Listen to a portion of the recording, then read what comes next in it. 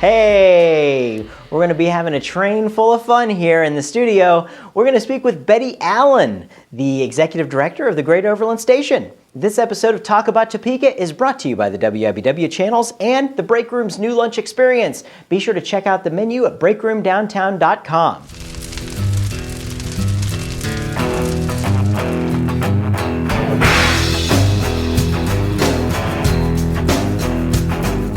Well, do you like trains? Well, if you do, we have the perfect guest for you here today on the show. It's the Executive Director of the Great Overland Station, Bette Allen. Bette, thank you so much for joining us. Thank you for having me. Appreciate you coming by. The Great Overland Station, if you haven't been to the Great Overland Station to check it out, an amazing facility over there. It really is beautiful. Yes, it is. I remember when I used to go to Topeka Civic Theater in North Topeka, it was a boarded up shell. And nobody thought anything would ever come to it, and now it's absolutely beautiful. How did that happen?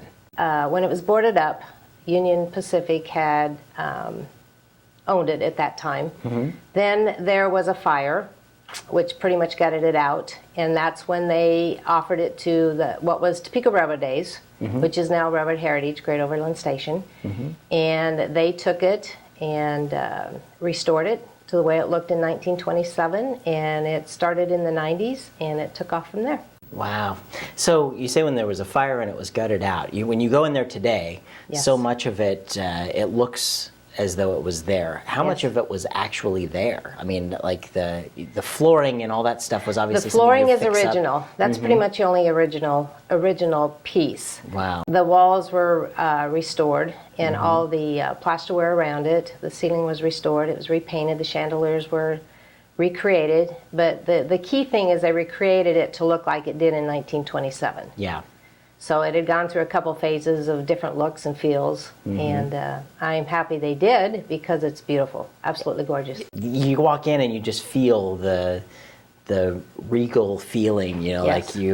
like you were about to board a train, and it was the classiest thing you could ever do in the world.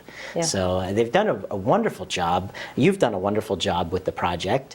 And how long have you been with the Overland Station? It will be 7 years. In June. Wow. So well, you've been actually, with it. It is June. So you've been with it. June 17th. Wow. So the yes. whole beginning, 7 you've been years. with this. That's very cool. Very cool. And what got you excited with this project? Well, it's interesting because I used to see the boarded windows, like you said, mm-hmm. and I thought, oh crap, that's a mess. Mm-hmm. Driving across the bridge and all that, and I would have never ever thought that I would be working at the Great Overland Station at that place. Mm-hmm. And so now I appreciate when I see things boarded up. I have a better appreciation for finding out why they're boarded up and what the value of them are, because I would have never expected to be working there. But I have loved every minute of it. It's been a challenge. It's been a 24-hour-a-day job, but it's been well worth it. And there have been the community support for the Overland Station. There yes. have been so many angel donors that have just mm-hmm. donated a lot of money to make it happen. Yeah. I mean, that's a sign that people really do have a lot of pride in their community. They do. They're willing to, write a personal check to whether they're buying a brick or right. whatever they're doing. It's just a really amazing thing to see yeah. that happen. Yeah. So what are the kind of events do you guys hold there? Well, we have 2 large events each year. We have our gala, which is in June, which is this coming Friday, which is now our Kansas Hall of Fame. Mm-hmm. And then we have the Topeka Railroad Days. Excuse me, I get upset when people say that. Sure. Topeka Railroad Festival. Good, Railroad Which is Festival. a smaller version of the Railroad Days, and mm-hmm. that's in August. And then we have Santa Rides on the Train in December for the kids. So those are 3 of the bigger events that we have. And then we have smaller events throughout the year. We have a lot of weddings, mm-hmm. A lot of receptions. We're pretty well booked throughout the year for that. Wow. And we have meeting space for large meetings and small meetings, and Safe Streets meets there every month, and North Topeka Business Alliance, so we have some steady members. So the station is open throughout the week for me to be able to go by and, yes. and take a look. There's a museum there. Yes. Tell us a little bit about the experience of when I go there and see. Well, it's a railroad museum. We have a lot of railroad artifacts, but we also have other artifacts that we try to tie into it. We have an exhibit that we change out about every 4 months, mm-hmm. and they're not always railroad. Some of our biggest ones was the Wizard of Oz and the Beatles and the cool. Coca-Cola exhibit. So we try to do a variety But when people have collectibles in their basement and it's something that would be of interest to a lot of people, those are the kind of exhibits we want to do. That's cool. The kind of things that kind of tell a little bit about our past, Yes. As our community as well. Exactly. So that's really So cool. we tie the railroad into different creative things.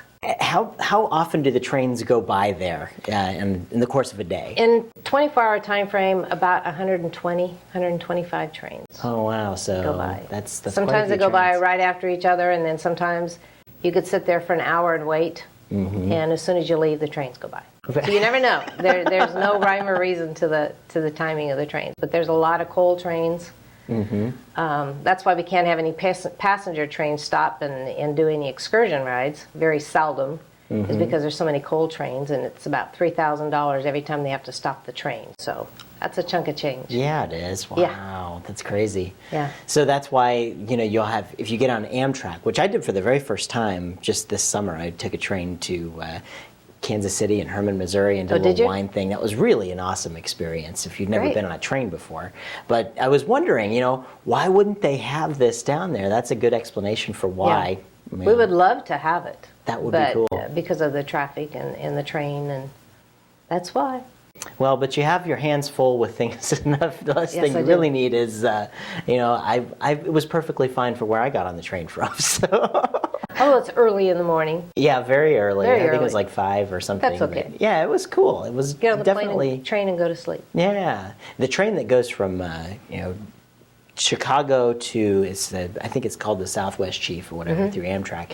It's just a double-decker train, and it's just really awesome. They had the dining car and all that on there. If you haven't been on a train, you should totally do that. Even I take know. a short trip, Yeah, just a short like one. into St. Louis or something. That's a pretty cool experience. So, I don't know. Okay, well, Betty, I thank you so much for coming on to the show. Thank you. I cannot let you go until we actually do the lightning round, The which is the lightning round. notorious That's lightning what I've round. been waiting for. That's is the right. I knew lightning that's. round. You didn't want to talk about this train No, stuff. I don't You wanted know. to. The lightning round.